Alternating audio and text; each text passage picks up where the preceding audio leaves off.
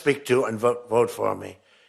And you know, I spoke to Doug, but I didn't speak to him about, never had a problem. And I was really saddened by his passing and was thinking about not even doing the speech in his honor. But then I decided that I have to do it in his honor. I'll do it in his honor because he would have wanted it that way. He would have wanted it that way. He would have said, do that speech. Are you kidding me? Do the speech, big guy. But he was a fantastic person. Man, that was a quick one. I don't know quite yet what happened, but boy, it's a tough one. He was just with us. He was our friend, all of us, every one of us. And I also want to send our best wishes to Congressman Jim Baird and his wife, who are recovering from a car accident. They're going to be okay, but they had a pretty bad accident. And we're praying that they get out of that hospital very quickly. He's going to be fine. She's going to be fine, but it was a bad accident. And I want to thank the man who has been central to so many of our triumphs. He really has been. He's the guy that would call me to make those calls all the time. He's always working. And he's a nice person. You know, he's a high-quality person.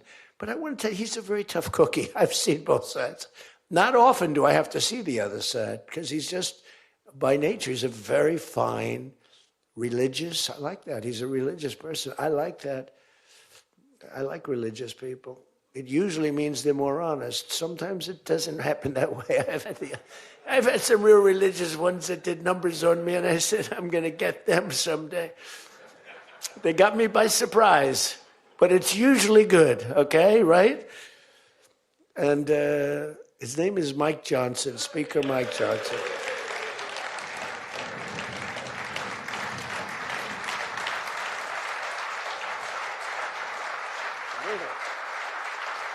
He has my complete and total endorsement.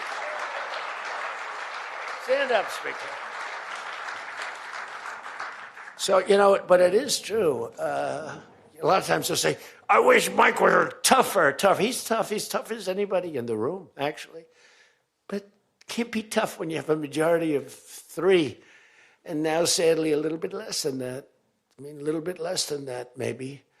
But you can't be Trump. You can't, I want you. You know, you make 10 enemies, 20 enemies. That's the end of that, right?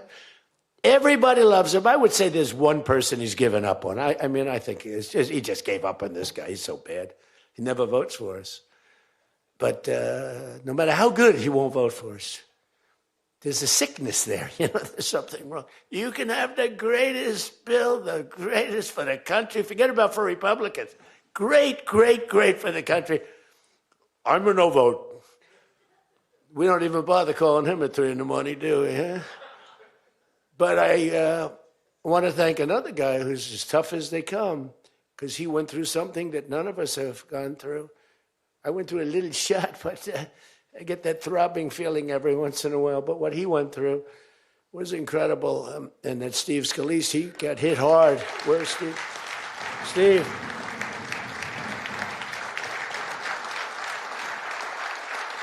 He's a tough cookie. He was dead. I went to the hospital. His wife was crying so much. She was a mess. Oh, yeah, she loves you. That's the only thing I learned about Steve, that he has a wife who loves him. Because I've gone to hospitals where guys are in bad shape, and the wife couldn't care less. She's waiting.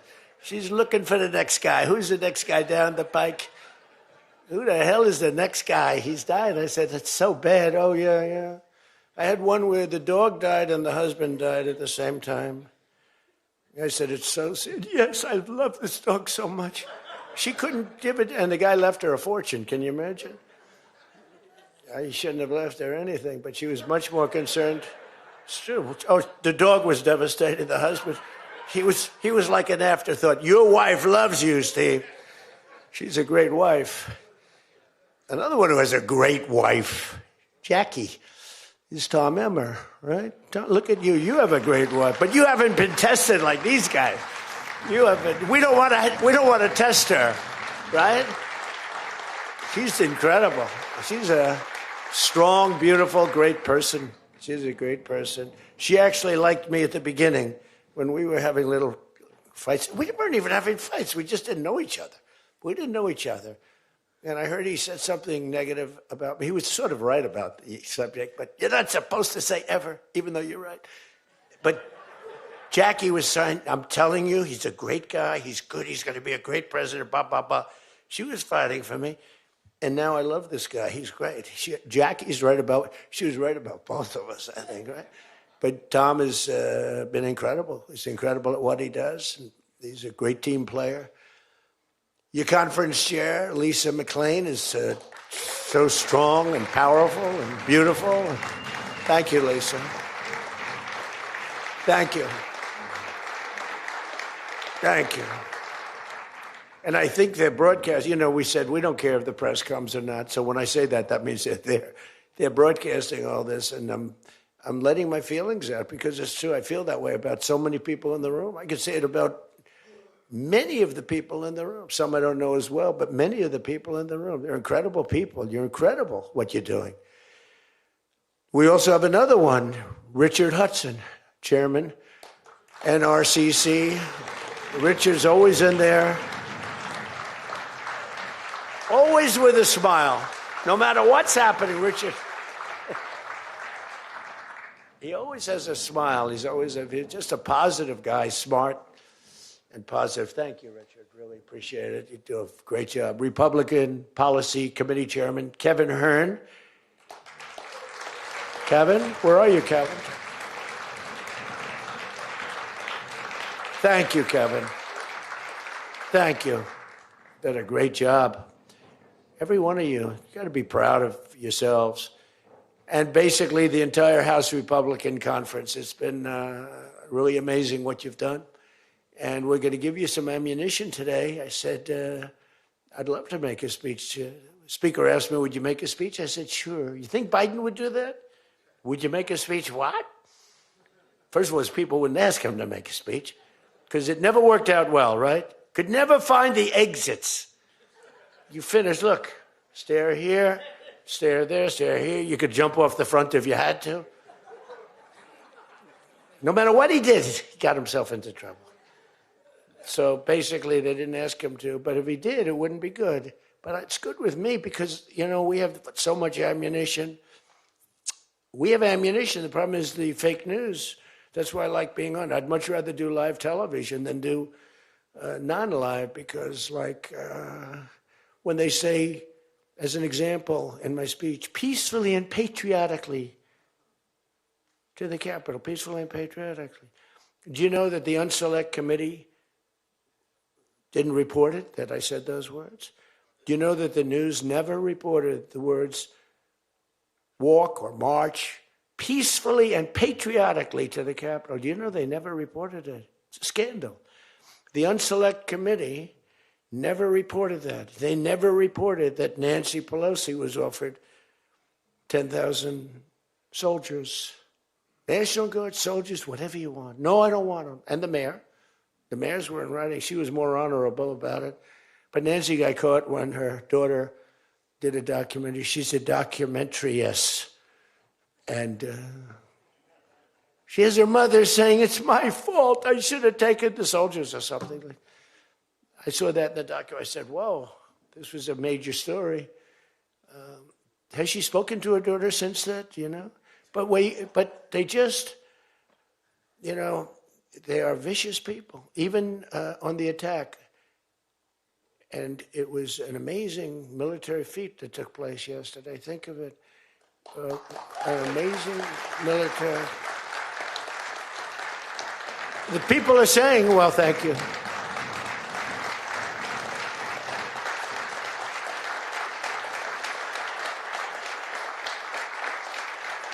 People are saying it goes down with one of the most incredible. It was so complex. 152 airplanes, many. Talk about boots on the ground. We had a lot of boots on the ground. But it was amazing. And think of it, nobody was killed. And on the other side, a lot of people were killed. Unfortunately, I say that, soldiers. Cubans, mostly Cubans, but many killed. And they knew we were coming, and they were protected, and our guys weren't. Our guys are jumping out of helicopters, and you're not protected, and they were. But it was so brilliant. The electricity for almost the entire country was boom, turned off. That's when they knew there was a problem. There was no electricity. Caracas said, there's no electricity. It's not a... The only people with lights were the people that had candles. It was just off. So we sort of got them a little by surprise, but it was brilliant tactically. It was an incredible thing. But I watched where Schumer, he's such a bad guy. I mean, I've known the guy for a long time, and he's such a bad guy. You know, at some point they should say, you know, you did a great job. Thank you. Congratulations. Wouldn't it be good? I would say that if they did a good job. Their philosophies are so different, but if they did a good job, I'd be happy for the country. They've been after this guy for years and years and years. And, you know, he's a violent guy. He gets up there and he tries to imitate my dance a little bit. But he's a violent guy. And he's killed millions of people. He's tortured. They have a torture chamber in the middle of Caracas that they're closing up. But he's tortured people. And now what they do, the radical left, they actually have people, and it's hard to get them. They're all paid people. Most of these people are paid. You know they're paid when they have brand new, beautiful printed signs by like the highest quality printer, and you have a woman, free Maduro, and the sign is before we even did the attack. You know, free Maduro. Why do you want him freed? I don't know, but he should be free. Oh, she reads the sign. What does that say? It says free. Well, that's what I believe. And you know, you see the sign. It's like, Lisa, we should all have quality signage like that. The one thing I want their sign maker. The guy is great. He does beautiful signage. You know, the old days was better when they used to write out their own sign, wasn't it? They'd make a sign in the basement. They'd have an old broken board holding up a sign, and it's made with a magic marker, sloppy as hell, and it meant something. But today, when you have that yellow and black, they should use different colors a little bit. But the yellow is a beautiful shade of yellow. No, I want to find out who that is. I want him to work for the Republican campaign. He's much better than our guy, whoever the guy is. But the United States proved once again that we have the most powerful, most lethal, most sophisticated, and most fearsome. It's a fearsome military on planet Earth, and it's not even close. You know, I've been saying it for a long time. Nobody can take us. Nobody. We don't want to have it. We don't have a discussion, but you read all and you see everything else. Nobody could have done that. Nobody has our weapons. Nobody has the quality of our weapons. The problem is we don't produce them fast enough. We're going to start producing them much faster. We're going to be very tough on the companies. We have the best weapons in the world, but it takes too long to get them, including allies. When allies want to buy them, they have to wait 4 years for a plane, 5 years for a helicopter. We're not letting that happen anymore. We're telling our defense contractors, you're going to start building faster. You know, guy makes... I have a big problem with it. I'm the king. I have sold more Boeings than any human being on earth. They gave me an award, Salesman of the Year. I said, what about Salesman of the in the history of Boeing? I've sold more Boeing planes than any man in history by far, probably over 1,000. Over 1,000 planes. I said, that's the good news. But why should they wait 3-4 years to get a plane? They should build them, get them immediately. The F-35s, it takes too long to get them. The Apache helicopter.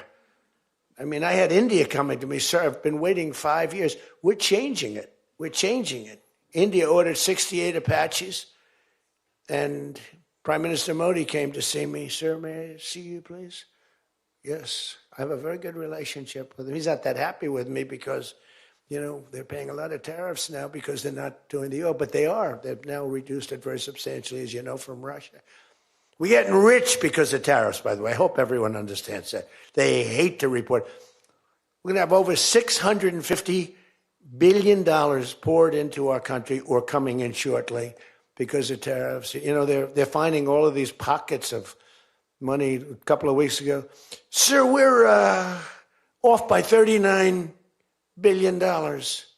Oh, is that good or bad? Meaning, do we have it or are we short of it?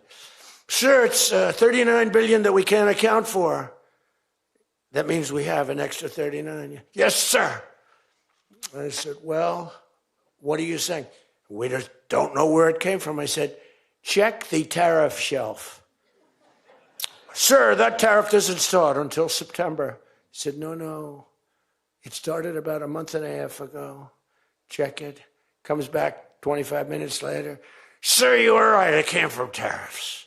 This never happened to us before, where we fined plus 39 billion, not million, plus 39 billion. They were missing. We've taken in $650 billion or shortcoming, and that's because I'm being nice. If I want to be, and we have national security because of tariffs. And frankly, we have a big Supreme Court case. I hope they do what's good for our country. I hope they do the right thing. The president has to be able to wheel and deal with tariffs. Now, if you have the right president, it's good. You have the wrong president, if you have the wrong president, nothing's good. Tariffs are the least of your problems. We found that out for 4 years. We had the worst president, did the worst job. They had the worst policy. We have to even run against these people. Now, I won't say cancel the election. They should cancel the election because the fake news will say, he wants the elections canceled. He's a dictator. They always call me a dictator. Nobody's worse than Obama and the people that surrounded Biden. Not Biden. I don't think it was Biden. He didn't know what the hell was going on, okay? The election was rigged. He had no idea what happened. He still doesn't. The auto pen. And by the way, you ought to make a big deal out of the auto pen. The auto pen was your president because most of the things were signed by auto pen. And you're not allowed to do that. I signed very little. Now I just sign everything because it's just so crazy.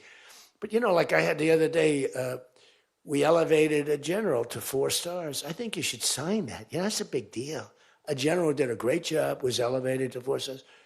And I had the gentleman, and I signed it in front of him, held it up. You got to sign that. You can't give it to an auto pen. And you can always tell an auto pen. One thing, it has 2 little tiny dots. You know that? 2 little dots. You know what that's from? 2 pins. They go bing, bing. They're wonderful things. But you got to sign it.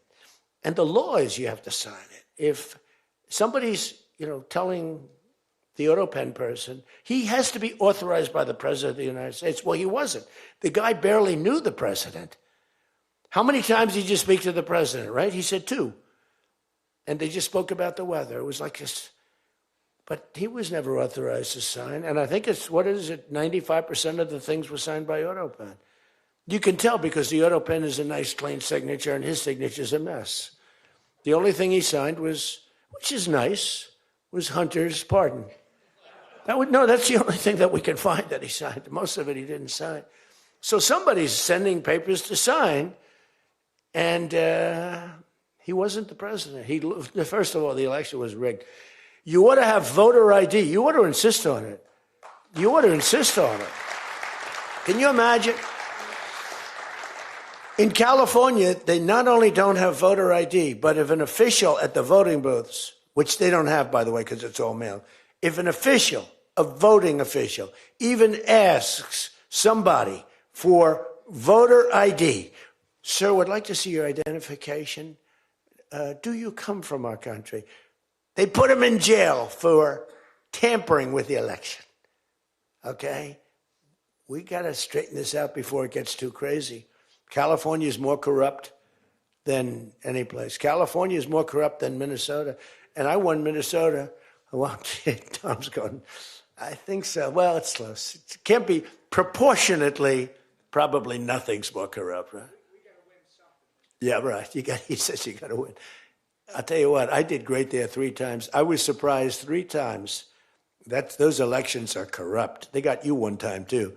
But I heard a long time ago, but they got you. But they got to straighten those out. But we have to have voter ID. And when you confront a Democrat about voter ID, like in a debate or something, I said it a couple of times with Biden, and they're very embarrassed when they say, we want voter ID, voter identification. The only reason somebody doesn't want that is because they want to cheat. Our elections are crooked as hell. And you can not only win elections over that, and not only win future elections, but you'll win every debate because the public is really angry about it. And you ought to pass the SAFE Act, or whatever you're going to call it. Are we going to SAVE Act or the Save America Act? I think we're going to change the name a little bit. You're going to put that up for a vote? I think everybody in this room certainly should do it. And it's a bad vote for them because they're voting against things like voter ID and other things that are almost equal to voter ID. But when somebody says, no, we don't want voter ID, that means they're crooked. And the public understands it. You win elections with that. But I think it would be really important, Save America Act, if you would put that up for a vote. It's got my total endorsement. And all it is common sense things about the election. And they'll fight it like crazy because they cheat. That's the only way they can win. When you have policy so bad, when you have policy with men and women's sports, and they fight like hell for it. They still are. I saw the other day a person that you know very well, a congressman, was fighting like hell. And, I was out the other day with somebody, and I was with an ex-football player. The guy was massive. His leg was like this. And a young woman who plays flag football, and she's very good, supposedly, as an athlete. She's smaller than this guy's leg, okay? And if they were playing football together, he wouldn't even have to run. He could just keep walking. They couldn't take him down. He can't even believe it. But there are so many. They had a race, a long-distance race. They had champion men, women, one of those marathon deals.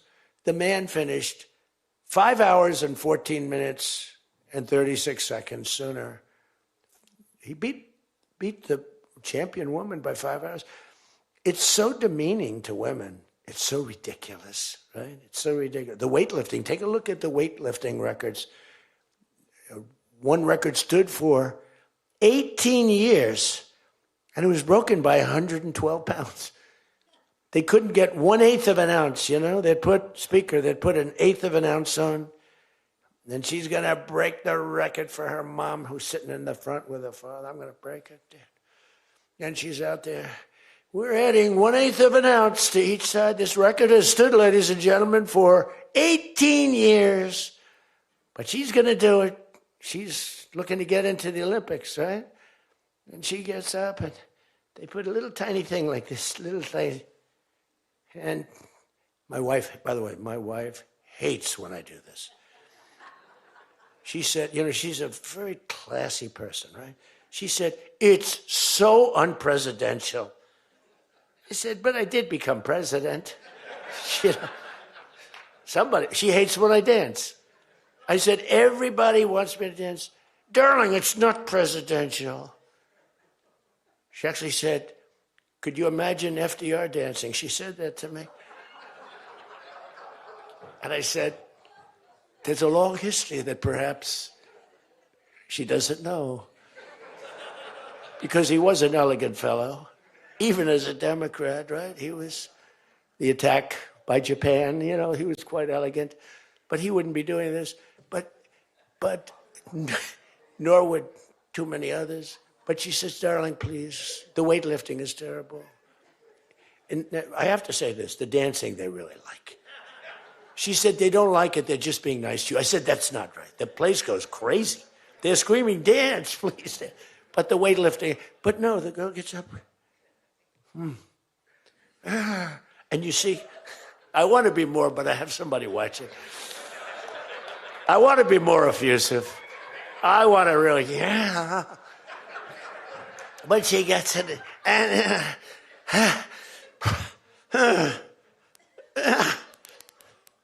drops the thing, walks off the stage crying. Her mother's crying, her father's crying. Guy gets up. He said, have you lifted before? A little bit. And he walks up, bing. He could have gone ding, ding, ding, ding. I think it was 112 pounds, right? It's crazy. Or the beautiful boxer, they have boxing now, and that they have a young gentleman who transitioned. He was a very good boxer, but he wanted to be a woman, which is, to each his own. Because I want to be very liberal when it comes to these subjects. I'm trying to get that vote. It's not an easy vote to get. It's very tough for me to get it. But he transitioned, and he transitioned. And the girl was a champion boxer from Italy, remember? She got up, first round. He hit her, boom, with a left. A left, for those, everybody here knows about. But a left, Lisa knows better than anybody. But a left is defense. He goes, boom. She's like, oh my. She walked to the corner, remember? She didn't go down, but she did everything else. But she said, I've never been hit like that before. I don't want to go out again. You can do it. You can do it. Bang. She walked off. She said, he happened to win the gold medal, that young woman. He won the gold medal.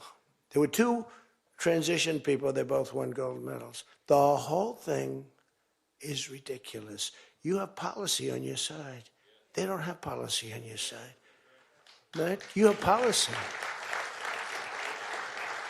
And I saw this guy fighting like hell. The swimming records, it's ridiculous when you look at the swimming, any records. It's crazy. And it's so demeaning to women. Women are and for a long time, they refused to talk about it. They were embarrassed to talk about it. Now they do talk about it. They talk about it openly. But they have the worst policy on everything, open borders. We want open borders. They still want an open border. We did the greatest job ever on borders. And I think they forgot it. My guy said to me today, I have a great guy, Ross. He's the greatest speechwriter. He said, sir, let's not mention the border. Nobody cares about the border anymore. Can you believe it? This was the biggest, this was the biggest thing there was. It says to me, nobody cares about the border because it has a shelf life. I fixed the border. I fixed it in my first term. But now I really had to fix it. It was much worse, when I came into office. Millions and millions of people were pouring into our country. And I fixed it. And my guy, who's incredible, says, people don't want to hear it, sir. You've done that. The problem is people forget that I did it. They totally forget. They were talking about the other day, we don't like Donald Trump on this. We don't like Donald Trump on that. And somebody just out of the blue said, well, he did an unbelievable job. Who cares about that? They're saying, that's been done. What do we do about that, Mike? Everything you do. It's almost like what have you done lately is the way you have to run your life. In other words, I could have the most unbelievable 4 years, and I guess I'm not allowed to run. I'm not sure. Is there a little something out there that I'm not allowed to run? But let's assume I was allowed to run. I could have, there's going to be a constitutional movement. No, I could have the most unbelievable 4 years. Everything was great, but in the last week, I made a little slip up in something, and you lose the election. It's like, so we can't let them forget that we did such a great job on the border. By the way, Venezuela, everyone, they're marching in the streets. They love it, except in New York. I mean, where they find these people? These people, and they're not these people are a mess. I know it's not nice to say that. These people are a mess. Where do they find these people? They're the worst looking people I've ever seen. They got hats that are all frayed and they look like, they're all paid. They don't even know what they're talking. When the reporters don't interview them because they know that it's, the press is so anti. It's hard to believe the press can be so anti. Because it's all common sense. It's not we're conservative, whatever. Doesn't matter. We're all common sense people. It's not even conservative, it's common sense. But the press has no credibility whatsoever. Think of it. I got 97% bad stories on one network, 93% on the other, and I won in a landslide. You know what that means? The press has no credibility. That's all it means. And we got to keep it that way. So I don't talk too much about the swimming, the weightlifting, the boxing. I don't talk about it. You know why? I want to start bringing it up about a week before the election because I don't want them to correct themselves. I don't want them to say, we've decided that we don't want to have men playing in women's sports. That'd be a devastating blow for us. Because that's, they say it's an 80-20. No. It's about a 98-2 issue. We've decided that we will not have open borders where the entire world, from the Congo, prisons from the Congo, these are extraordinarily tough people. These are people that make our motorcycle gangs look like fine young men. Okay? Our motorcycle gangs are wonderful people by comparison. No, they come in from prisons in the Congo. They come in from prisons from all over the world, but in particular Venezuela, Tren de Aragua. Tren de Aragua comes in, and Tren de Aragua, they say it's the worst gang in the world. It makes our gangs look like little sweethearts. It makes our gangs, you want to take them out to dinner, they're so nice. They cut off the fingers of people. One guy makes a phone call in Colorado. The governor stinks in Colorado. He's no control. So Tren de Aragua, they don't want to do anything about it. So ICE has to go in and take them out because the governor doesn't want to do anything. But they make a phone call. They've taken over my building. The landlord's calling. They took over his building. So the governor doesn't want to do anything. But he calls the police, the guy. They come in. Did you call the police? This is Tren de Aragua talking to the man that owns the building. Did you call the police? Yeah. Boom, they cut off his fingers. If you call him again, the next time your hand comes off. Can you believe it? The guy's walking around, his fingers were cut off. And these are the animals that we're throwing the hell out of here. Washington, D.C. is now the safest city in the country. And you people know that better than anybody because you were, I mean, think of it. You're in Congress, you're respected people, you're afraid to walk outside. Washington, D.C. Now, we had a terror attack 4 weeks ago, and one person's looking down from heaven, and the other one is actually recuperating and going to make it, I think, but really badly hurt. Really badly hurt. Most positive mother I've ever. No, my son's going to be fine, sir. The mother was telling me that the night of the attack, I went just like I went to you. I spoke to this incredible woman. Sir, everyone's praying for my son. He's going to be fine. The doctors thought she was, just hoping against hope. There was no chance.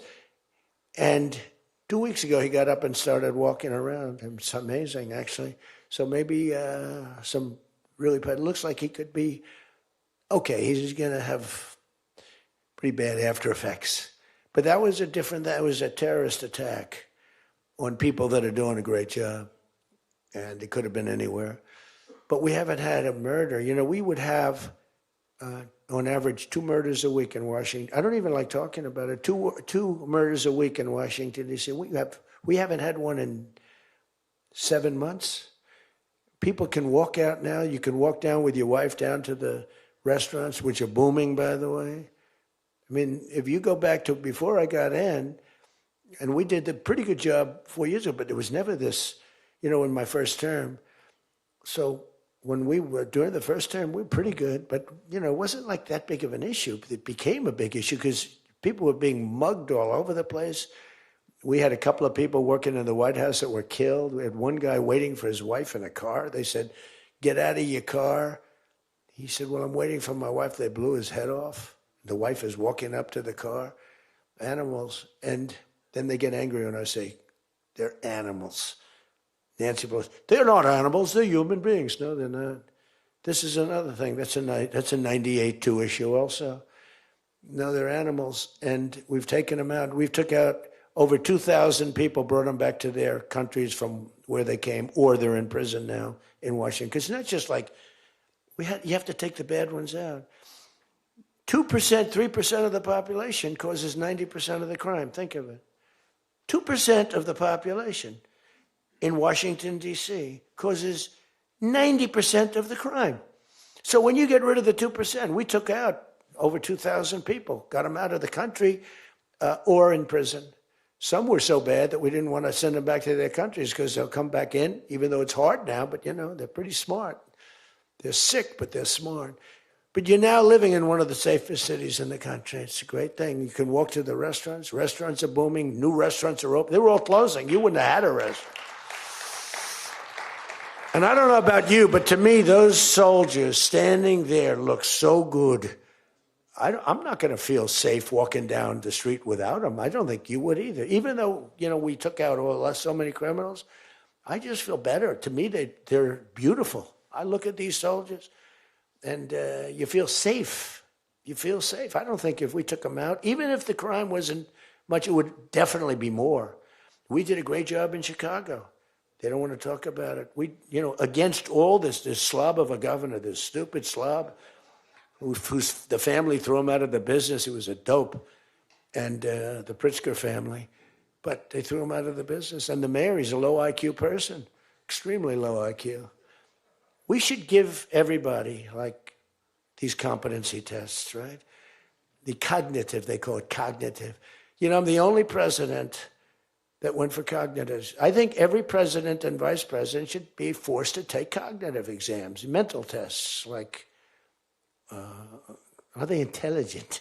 Wouldn't it be nice? Do you think Walz could pass a cognitive test, as an example? Do you think Kamala could? I don't think Gavin could. He's got a good line of crap, but other than that, he couldn't pass. I mean, here's a guy who didn't want to have water coming down from the Pacific Northwest. Why? You know, they have a little tiny fish, this big, it's a little tiny fish. Not doing well. You know why? No water. They're sending water. It's too much. It's killing the fish, so they cut it off. And then they have 25,000 houses burned down. They don't know why. No, I think, I believe in it. I'm the only one that took a cognitive test. I do, it's the worst. If I don't do a medical exam, because I've had times where I went longer, because I'm busy. If I don't do a medical exam, they say, Trump's not doing an exam. There must be something wrong with him.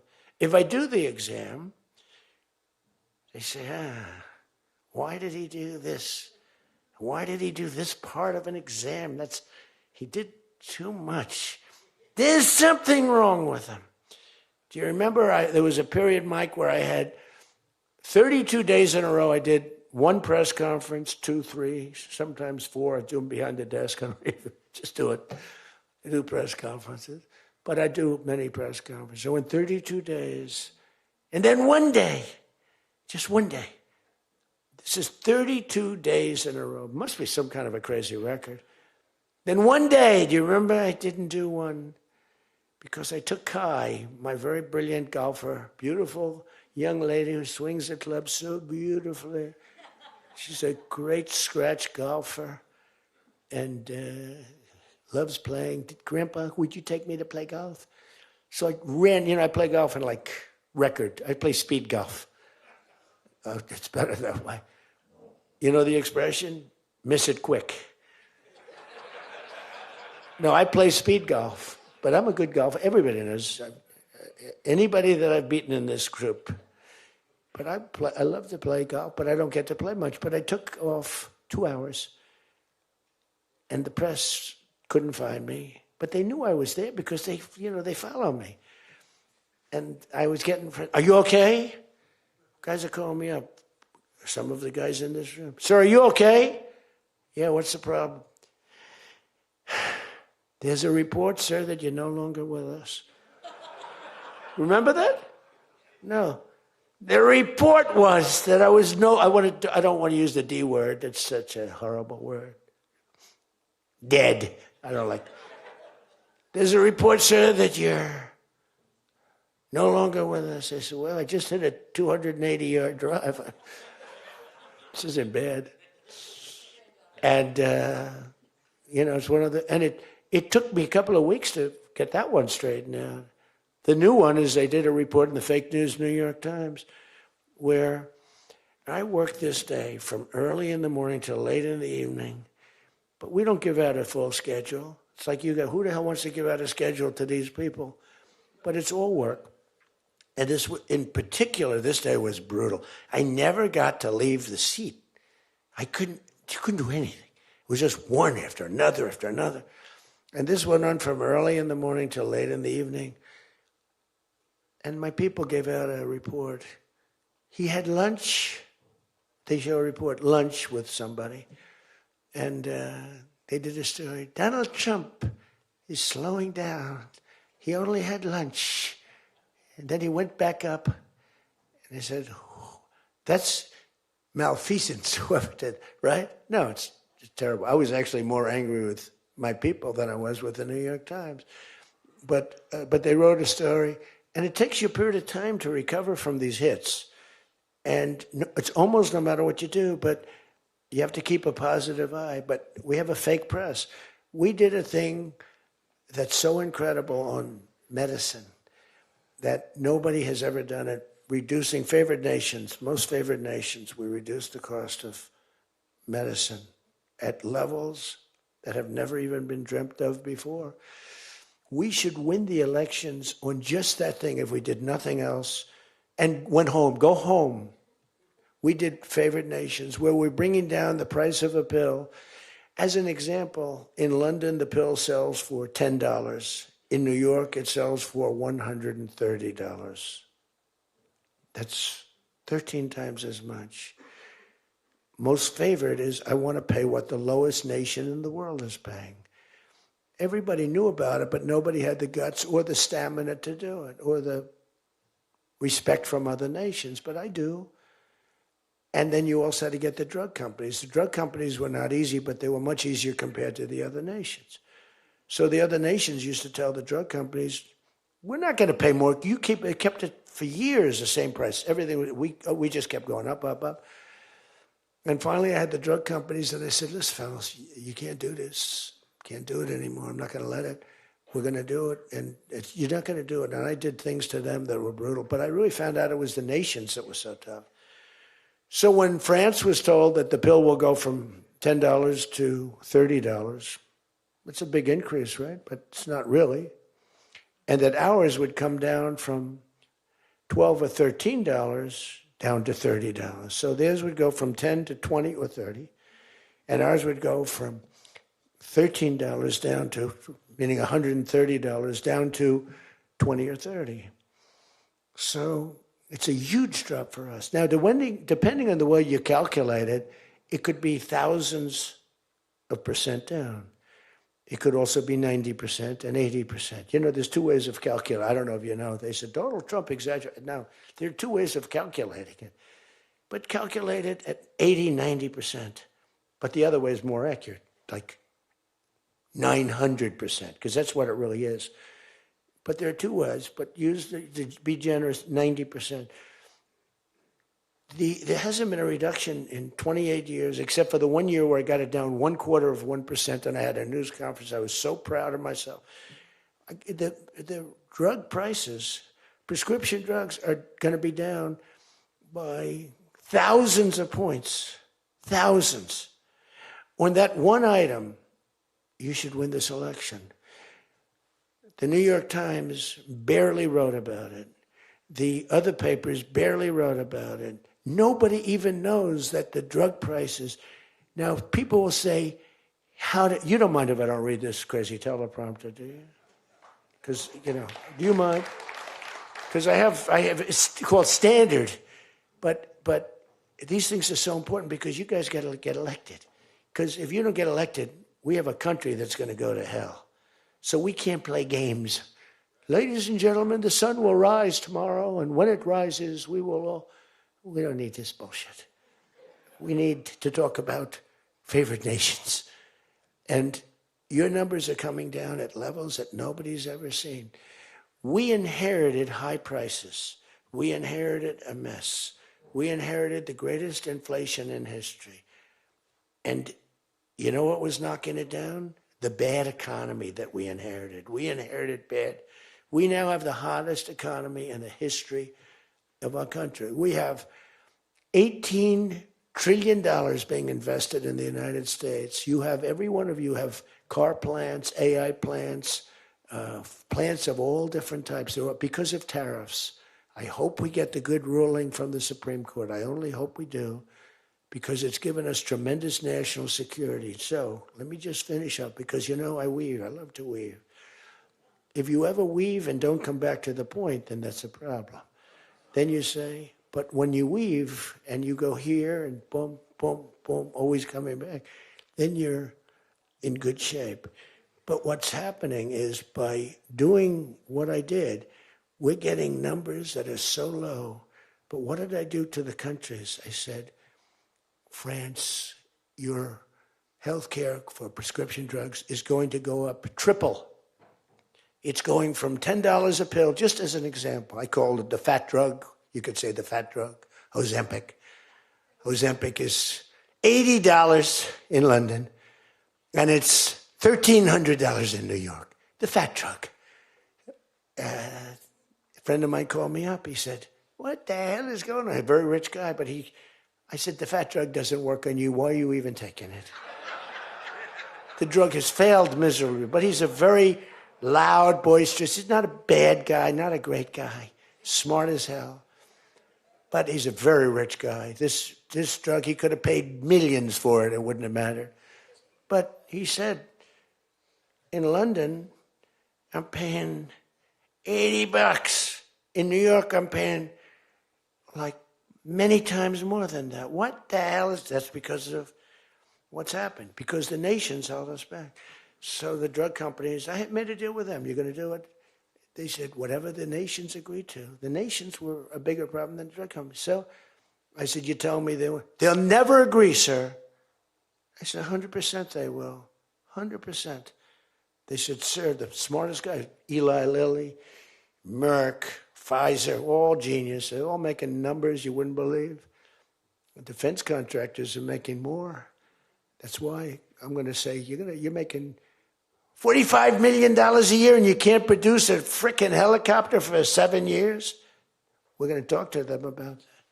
But I said to the France, I called up, as an example, France, just as an example, I like him, he's a nice guy. Emmanuel, you know Emmanuel Macron? I love the French accent. Emmanuel. They said, listen, you're going to have to raise your prices a little bit because we're paying 14 times more than you. That's a lot, right? We're paying numbers. In other words, we're making up for all of this deficit. No, I don't know. I will not be able to. Mr. President, please excuse me. Most of the people call me Mr. President, except for people that don't respect me. They call me that, which there are probably a lot of them too. But they said, no. Putin calls me Mr. President. She calls me Mr. President. Emmanuel goes, no. We will not do that. Yes, you will, Emmanuel, 100%, because I was told they wouldn't do it.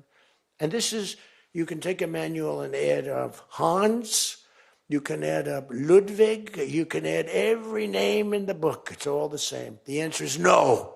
We're not going to double our drug prices. Not for you or anybody else. I said, yes, you are, 100%. We are not going to do it. No, you don't understand. 100%. You're going to do it and you're going to like it. They go, I don't understand. I've told you 5 times, why do you keep saying you're going to do it? Because I'm always right about, Trump is right about everything, right? I said, the hat. Trump is right about it. I have been right about everything. Got to keep it going. Is there wood up here? Hold it. I always like to, just in case. Trump was right about everything. And I said, so you're going to do it, Emmanuel? No, I'm not. I said, okay, here's the story, Emmanuel. If on Monday you haven't agreed to every single thing that we want, I'm putting a 25% tariff on everything coming out of France, including your wines, your champagnes, and everything else. No, you cannot do that. I said, I can do that, and I will do that. Even for national security, I'll do that. But this is for medical security. And 100%. Now, let me explain. The tariff I'm imposing on you is 42 times more expensive than what I'm asking for you in return. So you can either have a 25% tariff added on to you, like I did with China on fentanyl. I put a 20% penalty tax on China, and it's drying up, because the tax is far more than they make with fentanyl. But with the other nations, I said, you're going to do it. And you know what he said? You can't do that to me.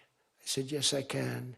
Don't worry about it. It's not going to be that bad. You just have to explain it to your people, your 39 million people, that, by the way, don't vote by mail. They vote on paper ballots. They tried voting by mail, and there was fraud all over the country. We're the only country that votes by mail, essentially. You know that, right?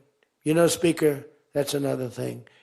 We're the only country that's stupid enough to vote by mail. Even Jimmy Carter's commission said, don't do it. But just to finish so that you won't say he wanders.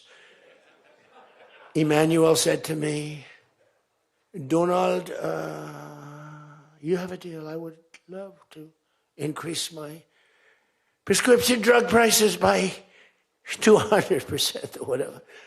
I would love to do it. It'd be such an honor. Whatever you want, Donald, please. Don't tell the population. Please, Donald, I beg you. Every country said the same thing. No, we will not do this. Some were strong, some were very nice, some were rude. But they all said one thing, no, we won't. And within, I'd say on average, 3.2 minutes, they were all saying, we would be honored to quadruple our drug prices. So we would be honored to quadruple our prices if that's what you like. We want to make you happy. Okay. Therefore, I will not charge you a tariff, and you're going to increase your drug prices by 3 times what they were paying 2 days ago, right? And we have now favored nation. You think Biden could do that? I don't think so. Think Biden ever thought of it? Now, everybody's wanted favored nations, but everybody knew it was impossible to get the countries to agree to it because they wouldn't have done. And they've been doing this for 40 years or whatever it is. We were subsidizing the entire world. That's just one of the many things we're giving. But you should take that thing. That's going to save. Now, that also, when you add that to healthcare, your drug prices are much lower than what you projected. So we're going to reduce healthcare by a lot. One other thing. On healthcare, it's never been our issue. It should be our issue. We had a very nasty vote from a couple of people. I guess Collins, I guess Lisa Murkowski, and I guess a man named John McCain. Remember? Thumbs down. You remember. He said, I'm all for 10 years he campaigned. I don't want to be nasty, but for 10 years he campaigned on Obamacare. We're going to destroy Obamacare. We're not going to do it. And then we're going to terminate it. And then, it was a little surprising. We could have had health care, good health care. Obamacare is bad. And the people understand it's bad. And the premiums are horrible. But one thing I've learned a lot about healthcare. I found healthcare sort of like not of tremendous interest, but it was very important. And I made it of tremendous interest. So I made a statement a couple of months ago because I saw the numbers. I said, boy, because, I like to see what's going on. That's one of the reasons. By the way, we set an all-time record again today. We have the highest stock market in the history of our country by far, every single market. That's another thing you should camp. They like to demean that. The Democrats, well, that doesn't mean anything. That's just, no. That means jobs, and it means 401ks, because a lot of people have 401ks. And they have, best lawyer in the room, the best, have 401ks, and they have 401ks like, I had a young policeman. I told this story twice, but it was the same thing. This was a recent case. I had a case years ago, because I had a great economy. We had the greatest economy in history during my first term. My first term was a tremendous success. But again, nobody wants to talk about that. We rebuilt our military. We did things that nobody could have done. We did a great job. This term is blowing it away. It's blowing every term. There's never been a president that had a year like this, especially a starting year. And we should win based on that too, all things. But the 401k, so there's a policeman, and he comes up, and he was guarding me along with lots of other people. Sir, I want to thank you. What? My wife thinks I am the worst investor in the world. And for the last year, she thinks now I'm Warren Buffett. She said, you're smarter than Warren Buffett. You're a better investor than Mr. Warren Buffett, sir. I said, how's your 401k? It's doubled. It's going up. It's going up. I said, just relax. But 401ks are through the roof. Those are us. Those are the people. We have the highest stock market in history. 47 days out of 11 months. We have just a piece of the last month left for the first year. 47 days out of 11 months, we hit a new record. Well, we hit one last night. We hit another one today, I understand. But we hit one last night, a new record, brand new record. All exchanges, not just, Dow. Dow was up, but all of them. We have another record, that's the 47th time in 11 months that we've hit an all-time high. And the future, because we have more money coming into our country than any country has ever had by far. The record was about $3 trillion many years ago by China. We've got $18 trillion pouring into our country. You know why? Because of tariffs. Because if they build a factory, they don't have to pay any tariff. But if they make it, in another country and they send it in, they have a very big tariff to pay. So they can't pay that tariff. So what they do is they come in and they're building. By the way, this is what China did to us for many years. It's just reversing it. Other than we have a great product. We were losing our product though. Tell you what, if I had lost this election, if you had Kamala, it's the same thing, Joe and Kamala, I call them equals. If you had Kamala come in, I believe that our country would have been Venezuela on steroids. I used to say that during the campaign. If I don't win, we're going to have Venezuela. So we have 18 trillion coming in. I think we could hit 20 trillion by the time the year is up, right? It's less than 1 year, 18 trillion. The record is $3 trillion. $3 trillion is a lot of money. 18 trillion is not even thinkable. That's all investment. That's building factories. That's building plants. You know how many car factories we have? Half of you guys are having car factories. Where you are, Louisiana is doing great. Georgia, right next to you, is doing great. Hello. Nice guy. All nice people. Actually, in this room, I can't see it. Is there anybody I'm supposed to dislike in this room? I think that a couple of people maybe didn't show up. There's only one that I really dislike. I mean, the same person that Mike gave up on, because there's something wrong with him. He's a sick person. But there's only one, really. The others, you just have to understand them. You know, they have some problems too. But you just have to sort of go with them and understand them, feel sorry for them, advise their family, are they okay? Because what we're doing is right. But $18 trillion, car plants being built. I was in Japan. Somebody admonished me, he shouldn't be traveling. I don't like to travel. But when I travel, I make a lot of money for the country, not for me. For me, I don't care. I have a much higher purpose. I have plenty of money. I don't need money. I don't want money. I want to make money for the country. And like I did with Intel. Intel came in. They had a problem. I said, I can solve the problem, but I think you should give the United States 10% of your company. He goes, whoa. I said, yeah, I think I can help you with the problem, but you got to give the United States, not me. Sometimes I'll say, give me, but when I say me, I'm talking about, I'd love to accept it, but I don't think that law enforcement would like that, right? I'm very cognizant of law enforcement, perhaps more than anybody in history. Actually, a friend of mine who's really smart said, you know, you've got to be the most honest guy in history. Because you have been examined, your books, your records. I have a big business. Every record. I had these Democrats hired the biggest accounting firms, the biggest law firms, the biggest.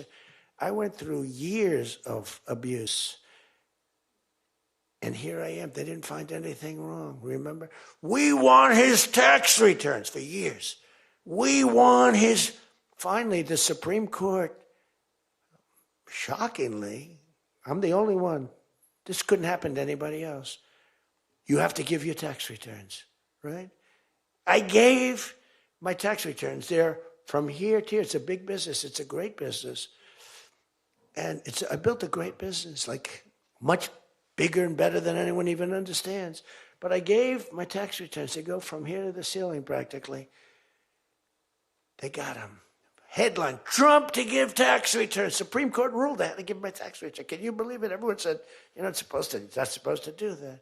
And by fighting, they think you're trying to hide something. You know, naturally. I gave my tax returns. That's the last we ever heard. They hired the biggest accounting firm in the world, most powerful lawyers in the world. They spent millions and millions of dollars going over those returns. There hasn't been one story that I did anything wrong. So this friend of mine who's highly sophisticated, rich guy, smart guy, said there's nobody that I know that could have gone through an examination like that and not ended up in prison. Nobody ever had to suffer like I did. Nobody ever did that to anybody else. You know, there was an expression, Andrew Jackson was the most abused president in the history of the United States. You know who second was? This is before me. You know who second was? Abraham Lincoln. But he had a civil war. So we have to give him a pass. But Andrew Jackson was treated horribly. He was a great general and a good president. So bad that his wife died. I mean, his wife died. They were horrible. But I just saw a report came out the other day. I blow them away. He never got impeached twice. I got impeached twice on nothing. On a perfect phone call, remember? Perfect phone call. Tim Scott, who's a great guy, great, wonderful guy, South Carolina, straight guy, right? He is a good guy, good person. He's an honest person. He read a transcript. Thank goodness I had a transcript. Essentially, the call was taped because they tape calls. I didn't even know. So was that call taped? Yes, sir. I said, oh, well, bring it down. I don't even know. And we read the transcript. It was perfect. It was so good. I told Ukraine not to cheat. And if you see any cheating, report it to the Attorney General of the United States. That was my call. They said, he was trying to intimidate. All I said is, don't cheat. And we have a signed agreement that Ukraine can't cheat. You know that. It's the only country we have actually a signed. They violated the agreement many times, I would tell. You'll find out. I was right about that too.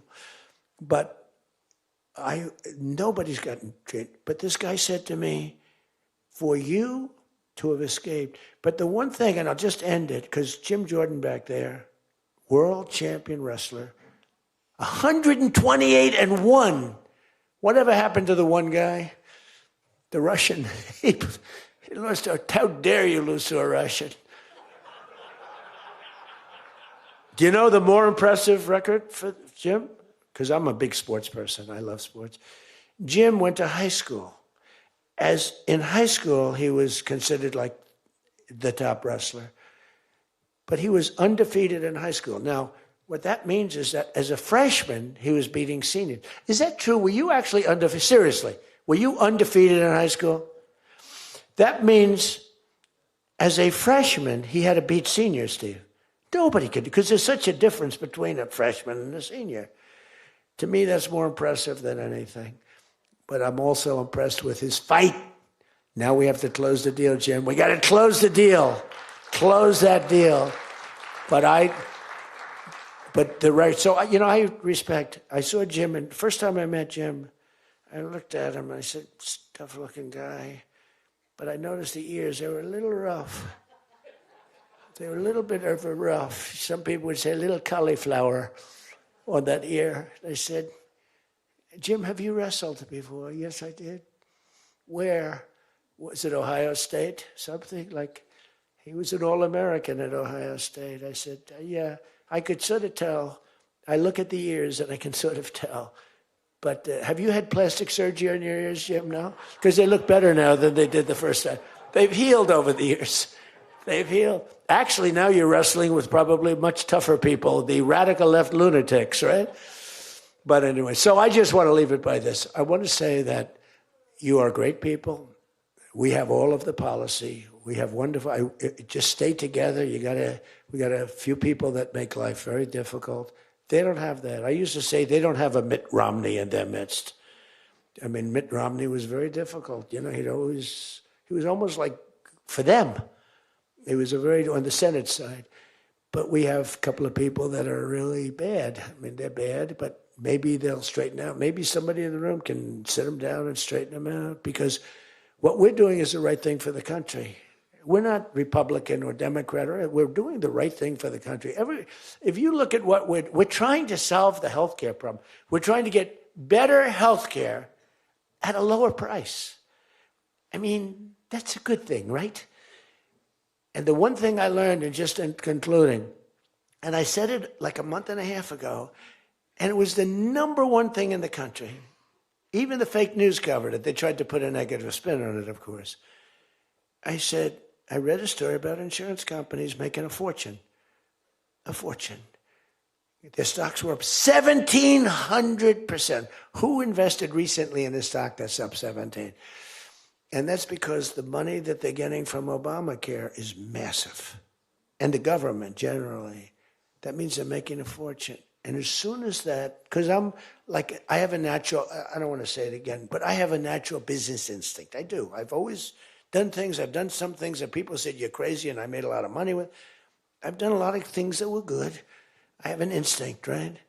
Somebody said, he's got the best political instincts of any politician in 150 years. I said, no, I don't. I really don't believe I do. I think I have good instincts. I have common sense. But they said that it was a very complimentary statement, but I don't believe that's necessarily right. But I do have good policy. I have good common sense. And maybe they wheeled that into instincts. And I did become president, so can't be that bad. And I never did it before.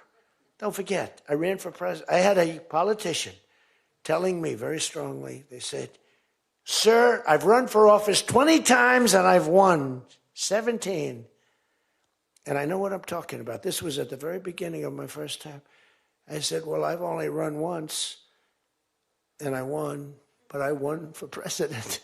He said, you got me on that one. He's actually sitting in this room right now, that son of a gun. He knows who I'm talking about. He was giving me a hard time, but he's turned out to be a decent person. Not the best in the room, but a decent person. He's not my favorite in the room, but he's decent. But we have one thing that's really strong. Uh-oh, it's a fake news. Pulitzer Prize, right, Doug? Pulitzer Prize. He got one for the bullet. He had the bullet, but he got how many Pulitzer Prizes?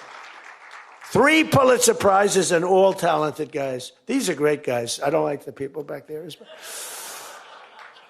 These are the ones that take the pictures. Make me look thin for a change, Doug. You're making me look a little bit heavy. I'm not happy about it. But one thing I did see and find out in the last 2 months, when you tell the people that we want the money to be paid to the people so the people can buy their own health insurance and health care, it's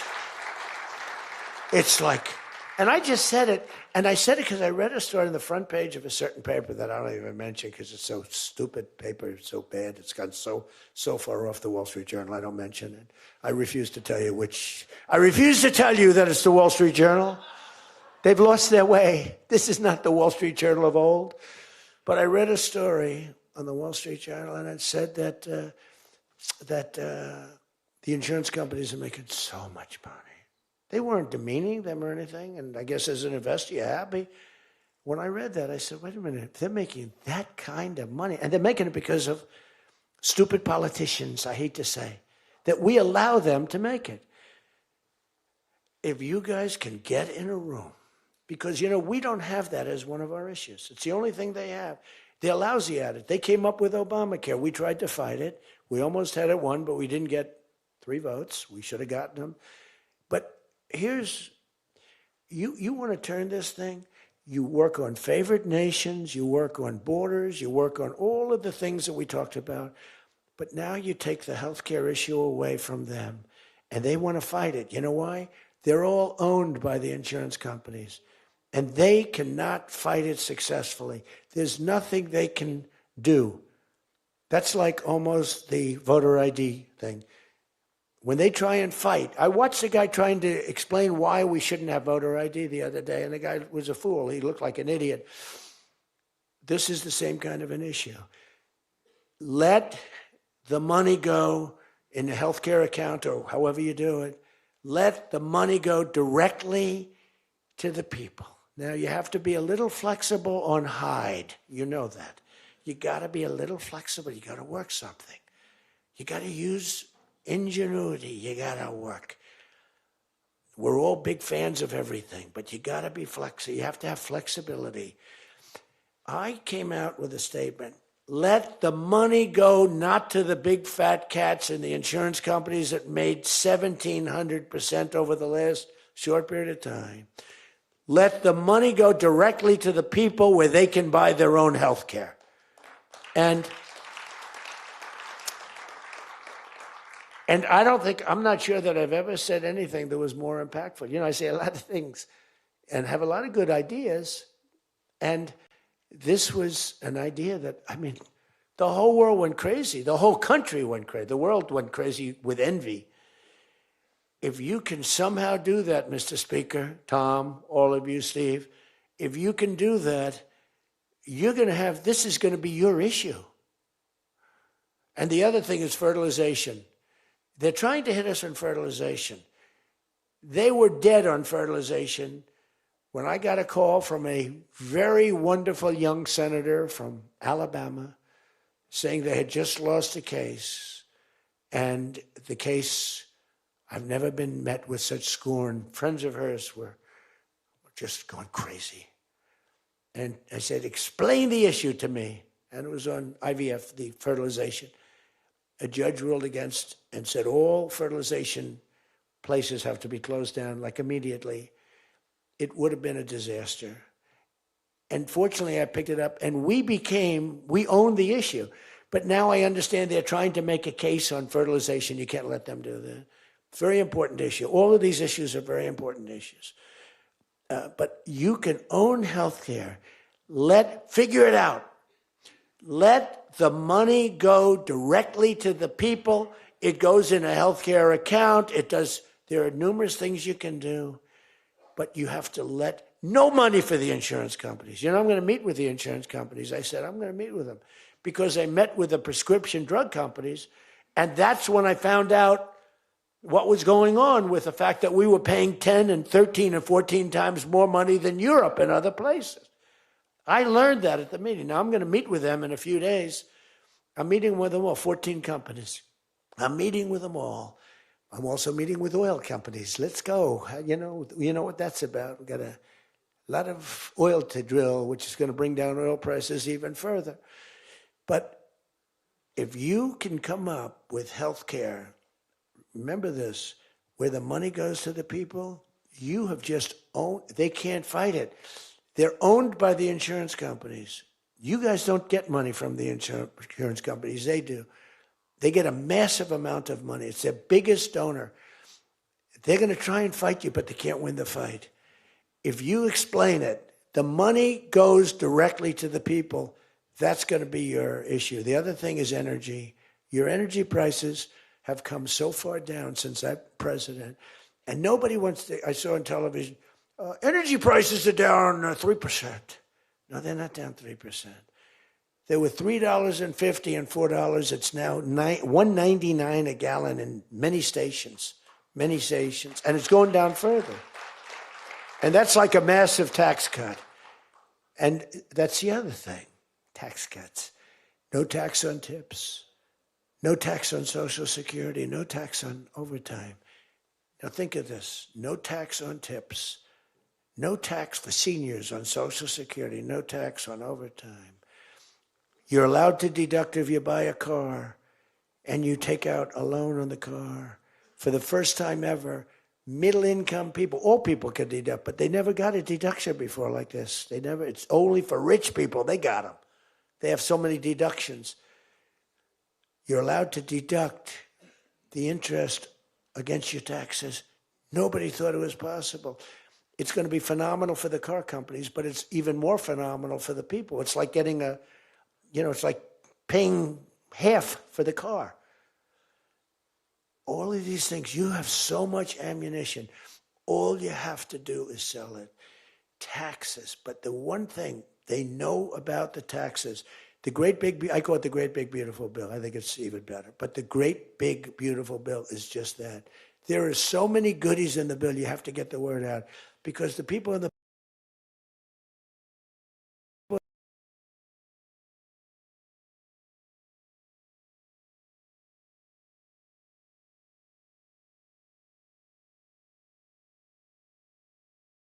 know you're doing well. If the lights are on, you got yourself a problem, okay? I see that little red light.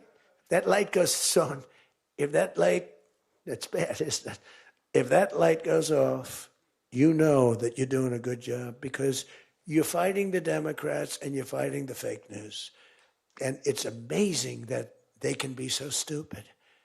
And they don't have credibility anymore, and you can beat them. I mean, it's the old thing that, never fight the news, but you have no choice because it's almost like they become radicalized.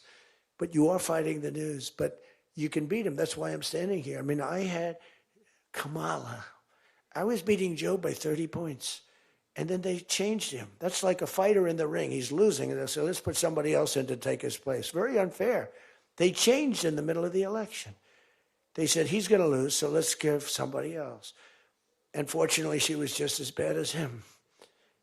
Probably slightly. I don't know. Would you say as bad or worse? Close. Pretty close. But it took 6 weeks. It was a honeymoon period. 6 weeks. It took 6 weeks to find out that she didn't have what it takes. But you got to win the midterms, because if we don't win the midterms, it's just going to be, I mean, they'll find a reason to impeach me. I'll get impeached.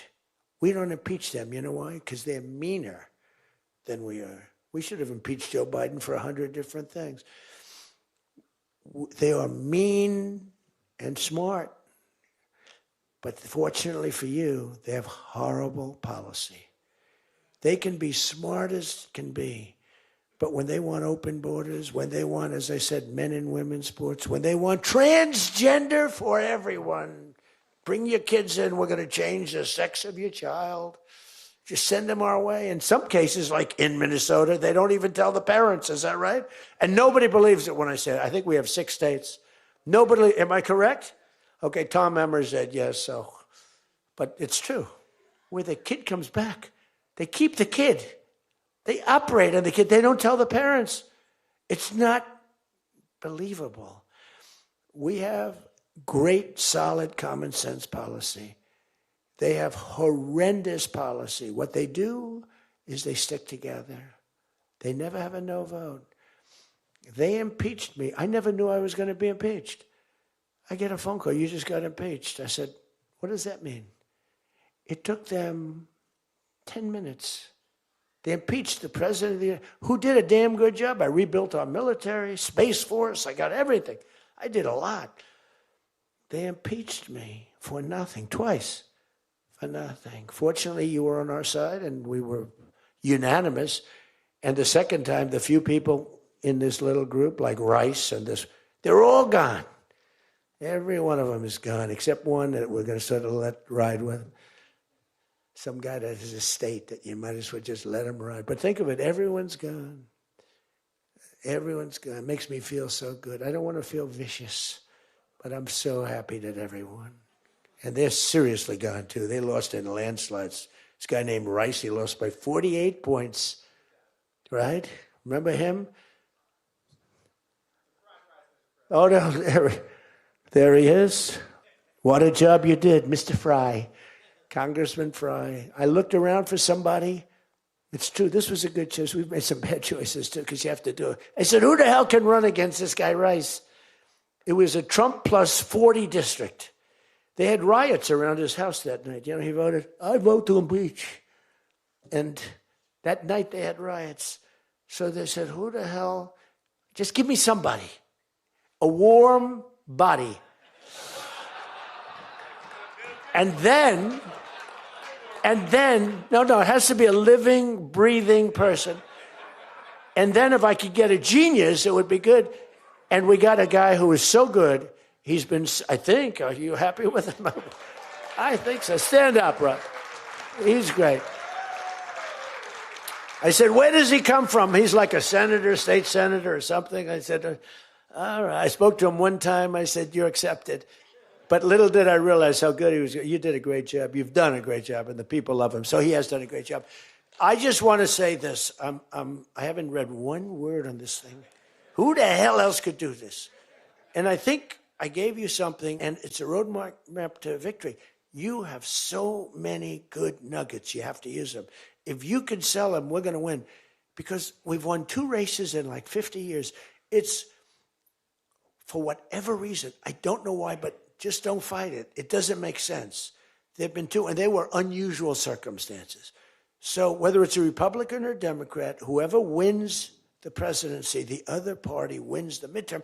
And it doesn't make sense because we've had the most successful year probably in the history. They say, and now you add what happened essentially yesterday, we've had the most successful first year of any president in history. And it should be a positive.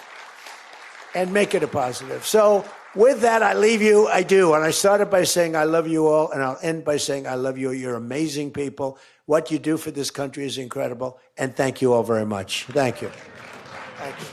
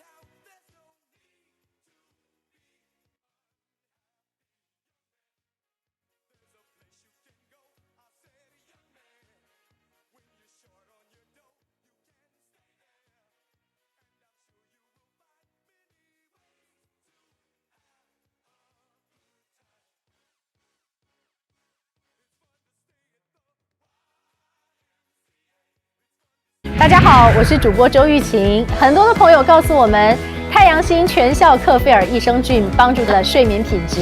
原版的太阳星全效克菲尔益生菌，它添加有超级食物羽衣甘蓝，健康再加分。而有睡眠困扰的朋友们，赶快选择蓝色包装这一款晚安加强版，绝对是更有感。每日克菲尔，时刻美好 ，Good Feel Good。请上快点购为健康下单，而且要记得输入推荐代码，有额外的折扣优惠。太阳星全效克菲尔益生菌基础版、晚安加强版，新包装改版，内容不变，抽取更方便。要吃就吃最好的。